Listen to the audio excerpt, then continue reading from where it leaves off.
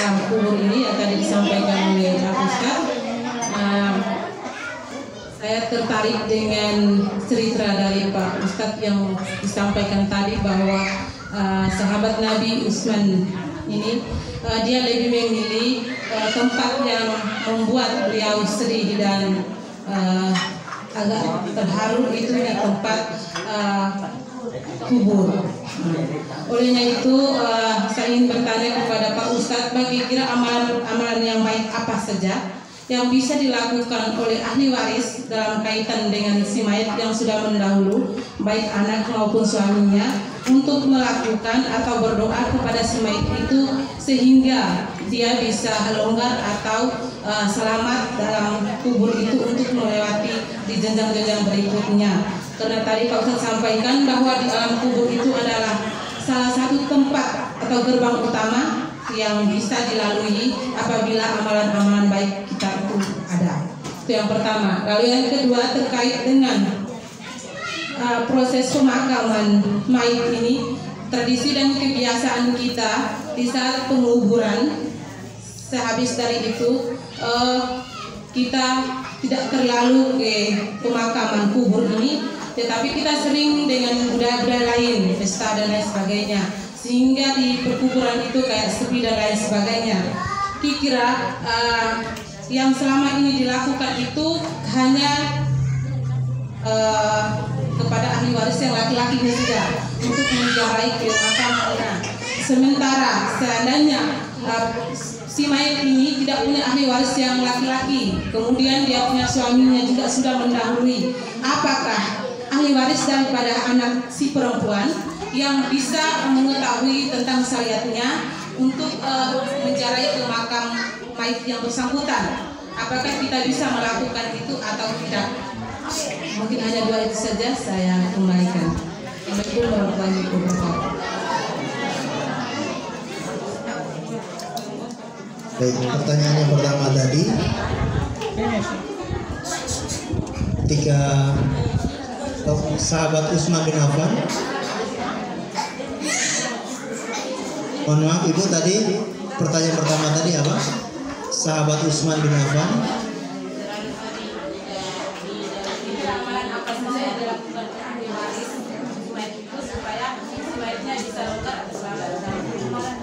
amalan apa saja yang dilakukan oleh ahli waris supaya si mayit atau keluarga yang di alam kubur itu dimudahkan ya dan dilonggarkan kuburannya. Amalan yang paling utama, yang pertama adalah melunasi hutang-hutang yang ada pada ahli waris tersebut. Ya. Ketika keluarga yang meninggal dunia memiliki hutang, maka terlebih dahulu kita selesaikan hutangnya. Karena Rasulullah sendiri ya, pernah tidak mau mensolati jenazah yang masih memiliki hutang. Jadi ketika Rasulullah mau sholat jenazah, beliau bertanya, orang ini masih punya hutang atau tidak? Ketika dikatakan orang ini masih punya hutang, beliau tidak mau mensolati, lalu bersabda kepada para sahabatnya, sholat untuk saudara kalian. Menunjukkan apa? Masalah hutang ini perkara yang bukan ringan. Karena perkara hutang ini bisa dibawa sampai ke alam kubur. Seseorang bisa terkatung-katung ya, gara-gara dia masih memiliki hutang. Maka diselesaikan masalah perhutangannya. Kemudian doa. Ya, doa itu adalah yang paling utama. Sebagaimana yang hadis kita sampaikan tadi, ketika meninggal anak Adam, maka doa anak soleh itulah yang akan sampai kepada si mayit. Ya. Doa yang baik kita berdoa dengan bahasa Arab atau berdoa dengan yang bisa mampu kita panjatkan. Ya, dengan bahasa kita, ya Allah ampuni dosa keluarga saya, dosa suami saya dan yang lainnya. Atau dengan bahasa Arab kalau perempuan atau kalau laki-laki, Allahumma firlahu warhamhu wa'afihi wa'afu anhu. Kita panjatkan kepada Allah, kita doakan untuk keluarga kita yang meninggal dunia. Kemudian yang ketiga, bersedekah. Ya. Misalkan ketika kita ingin bersedekah, kita niatkan, saya bersedekah 50.000, 25 untuk si mayit dan 25 untuk saya. Misalkan kita yang sudah meninggal orang tuanya, ketika kita ingin bersedekah, berapapun uangnya, saya bersedekah 10.000, 5.000 untuk si mayit, 5.000 untuk saya. Ya. Dan jangan sampai kita hanya memikirkan si mayit, tidak memikirkan diri kita. Ini pun keliru. Karena kita lebih membutuhkan amal soleh. Ya. Si mayit mungkin kalau dia amalannya banyak, dia sudah selamat. Tapi kita ini yang belum tentu kita selamat atau tidak. Maka jangan hanya mementingkan si mayit, sementara kita lupa dengan diri kita. Jadi ketika misalkan sedekah, ya, niatkan separuhnya untuk si mayit, separuhnya untuk saya. Ya. Mungkin amalan-amalan demikian yang bisa kita lakukan. Atau kalau mau yang lebih besar lagi, wakafkan tanah untuk si mayit. Ini pun insya Allah akan mengalir terus. Misalkan ada pembangunan masjid, kita wakafkan tanah, ya, atas nama si mayit. Insya Allah pahalanya akan mengalir terus sampai hari kiamat. Ya, Allahu a'lam bishawab. Atau wakafkan apa? Al-Quran. Ya, kita beli Al-Quran, taruh di masjid. Ini wakafkan Al-Quran ini untuk si mayit. Ketika ada orang yang membaca Al-Quran, insya Allah pahalanya akan sampai kepada si mayit. Jadi bukan dengan menghadiahkan bacaan Al-Quran, tapi menghadiahkan mushaf Al-Quran. Ya. Dan ini hitungannya wakaf. Ya, infak wakaf, ya, bukan menghadiahkan bacaan Al-Quran. Allahu a'lam bishawab. Kemudian pertanyaan yang kedua tadi Ibu tentang waris yang perempuan, apakah dia boleh berziarah kubur? Tentang ziarah kubur, ya, memang ada larangan bagi para wanita, ya. Namun setelah dikaji oleh para ulama, ya, ternyata yang dilarang wanita ketika dilarang untuk ziarah kubur karena sebabnya adalah wanita itu lebih perasa. Ketika di kuburan, ya, bisa menangis, bisa terkenang kembali sehingga dia tidak tahan. Maka itulah yang menyebabkan para wanita itu dilarang untuk banyak ziarah kubur. Tapi pada dasarnya boleh saja. Dalilnya apa? Suatu ketika Aisyah pernah bertanya kepada Rasulullah, "Wahai Rasulullah, kalau aku berziarah kubur, kira-kira doa apa yang harus saya baca?" Rasulullah ajarkan sebuah doa untuk dibaca ketika ziarah kubur. Menunjukkan apa? Ziarah kubur bagi perempuan itu hukumnya boleh. Karena ketika Aisyah bertanya, Rasulullah tidak melarang. Tidak boleh, kamu wanita tidak boleh ziarah kubur. Tapi Rasulullah malah mengajarkan doa ketika ziarah kubur. Insya Allah sudah tahu semua, ya, doanya. Assalamualaikum ya ahlal diyar atau ya ahlal kubur minal muslimina wal muslimat wa inna insyaallahu bikum lalahikun nas'alallahu wa lakum al-afiyah. Allahumma la tahrimna ajrahu wa la tuftinna ba'dahu. Panjang. Ya, paling tidak salam, ya, ketika masuk ke kuburan. Assalamualaikum ya ahlal diyar atau ya ahlal kubur, tidak masalah. Dan di antara fungsi kita ziarah kubur itu, fungsi ziarah kubur itu tidak hanya kita ziarah ke pemakaman keluarga kita. Ini yang kadang kita salah paham. Ketika ziarah kubur, kita kadang ziarah langsung ke kuburan keluarga. Padahal namanya ziarah kubur itu mendoakan seluruh kaum muslimin. Kalau untuk keluarga kita, di rumah kita sudah berdoa. Setiap hari, setiap sholat kita berdoa untuk keluarga kita. Tidak perlu ke kuburan. Ke kuburan itu untuk mendoakan siapa? Seluruh kaum muslimin yang sudah meninggal dunia. Makanya tadi salamnya itu untuk semuanya. Assalamualaikum ya ahla diyar minal muslimin wal muslimat. Untuk semuanya. Kemudian hikmah ziarah kubur adalah untuk mengingat akhirat. Jadi tujuan kita ziarah kubur yang pertama tadi mendoakan orang yang meninggal dunia.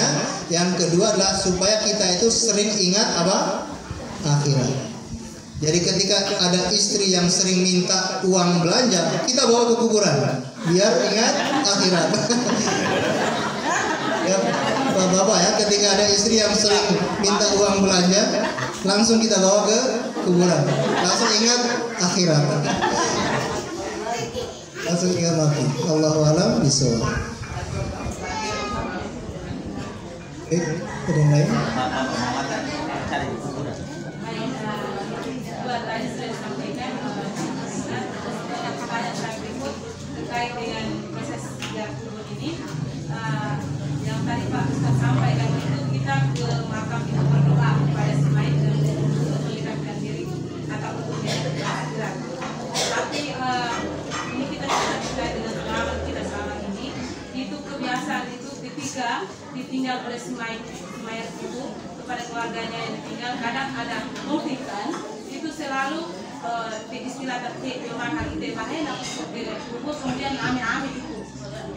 Apakah itu diperbolehkan dalam syariat kita atau tidak? Sehingga mungkin dalam majelis ini selama yang diberi mungkin setelah disampaikan oleh Pak Ustaz pulang dari situ bisa kita praktikkan. Jangan sampai si mayat sudah mendahului kita, tetapi kita ke sana kemudian apa hal-hal yang kita alami di dunia kita sampaikan. Tidak seperti itu dan tidak mungkin Pak Ustaz juga orang kira sehingga itu keedanan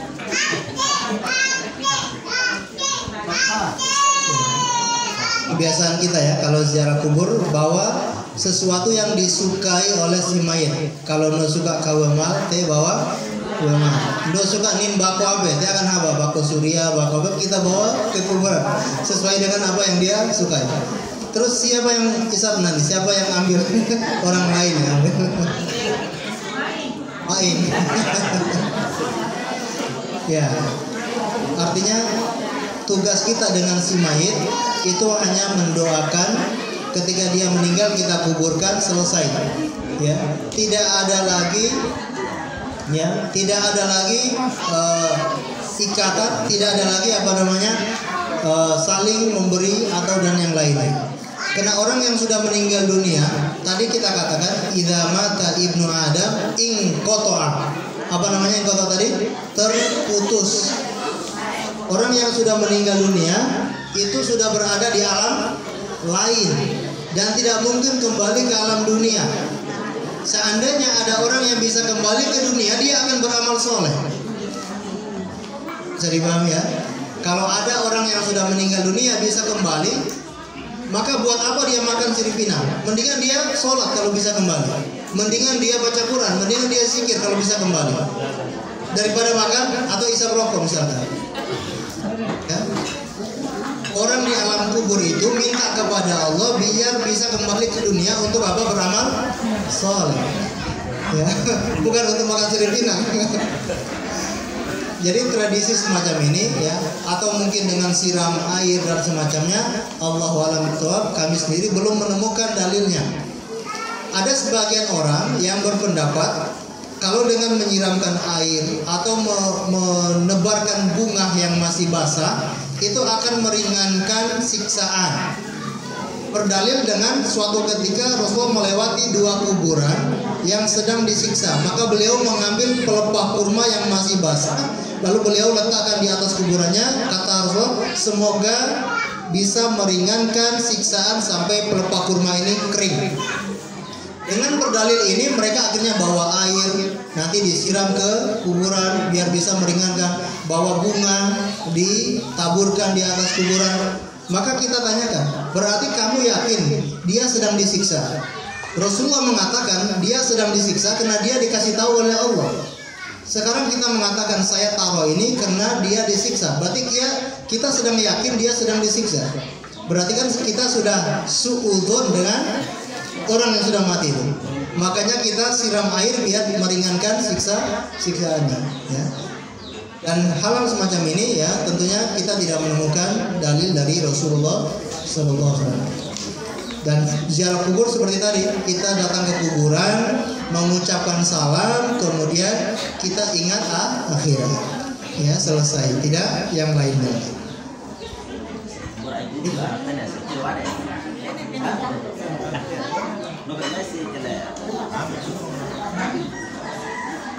Menyangkut di padang mahsyar. Apakah kita di padang mahsyar kan matahari satu jengkal saja di atas kepala? Apakah ada ayat yang meringankan atau menaungkan kita di padang mahsyar? Ada apa tidak? Hanya itu saja saya kembali. Ya ini pertanyaan yang luar biasa. di padang mahsyar disebutkan oleh Rasulullah Shallallahu Alaihi Wasallam, nanti kita dikumpulkan di padang mahsyar dan matahari didekatkan sedekat 1 mil. Para ulama berbeda pendapat. 1 mil itu apakah jarak mil kita sekarang ini, atau mil itu adalah alat ya seperti lidi yang dipakai untuk celak. Ada yang tahu ya celak? Ada lidi kecil seperti korek api yang. Nah 1 mil itu sebagian ulama berpendapat 1 mil itu adalah 1 jengkal. Intinya matahari itu sangat dekat dengan manusia ketika di padang mahsyar. Apakah ada amalan ataupun ayat hadis yang menerangkan supaya kita itu dinaungi oleh Allah pada hari tersebut? Kira-kira ada atau tidak? Disebutkan dalam hadis yang sahih, Rasulullah SAW bersabda, "Sab'atun yudhilluhumullahu fi dhillihi yauma la dhilla illa dhilluh." Ada 7 golongan yang akan mendapatkan naungan di padang mahsyar ketika tidak ada naungan kecuali naungan Allah Subhanahu wa taala.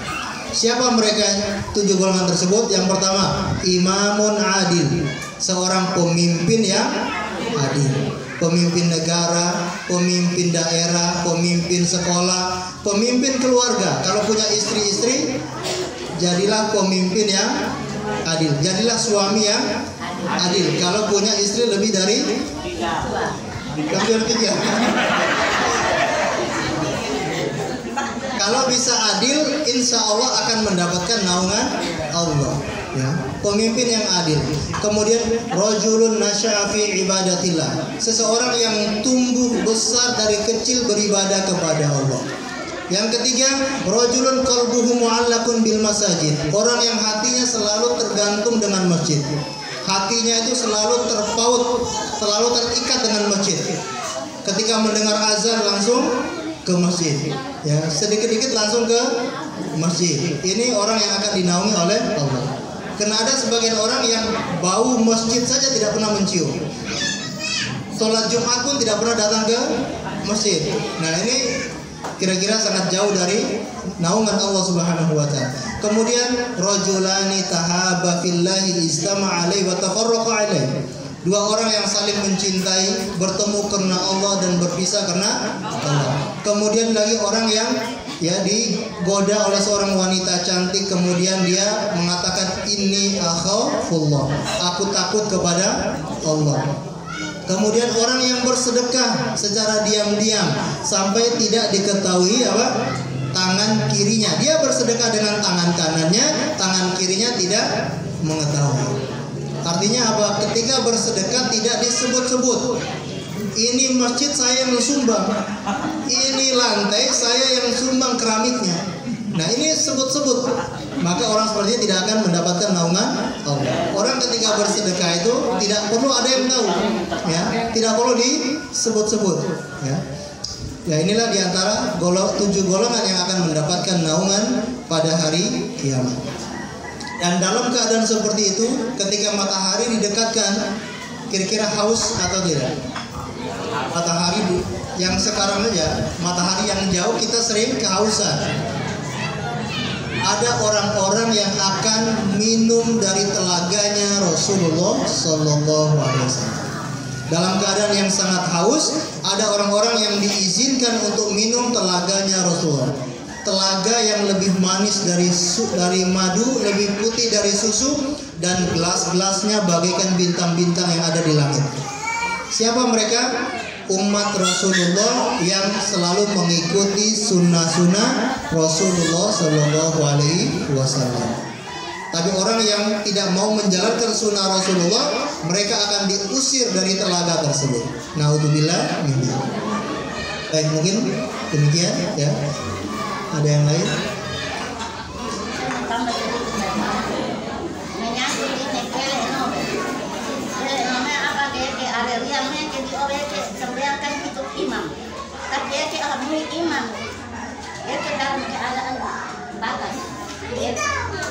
Apakah sholat ikut imam yang bisa sah?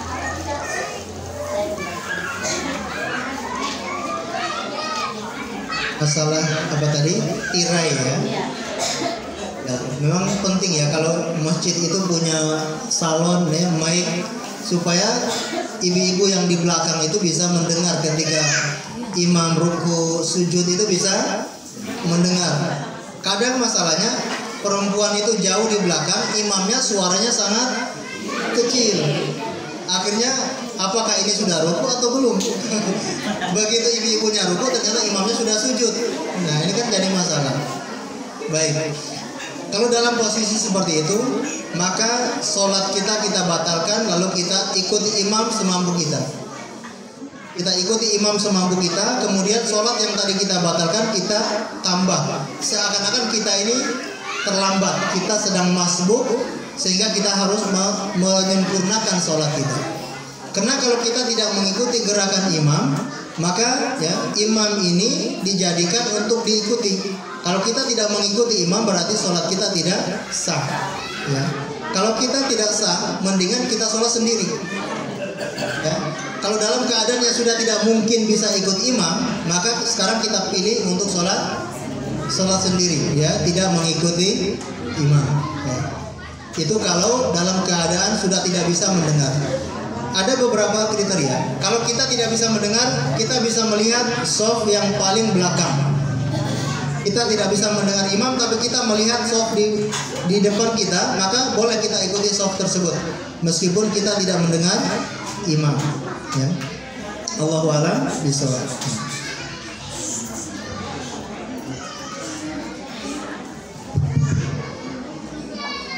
Ibu-ibu majelis taklim yang dirahmati Allah, mungkin sesi tanya jawab kita tutup, mengingat waktu juga sudah menuju alat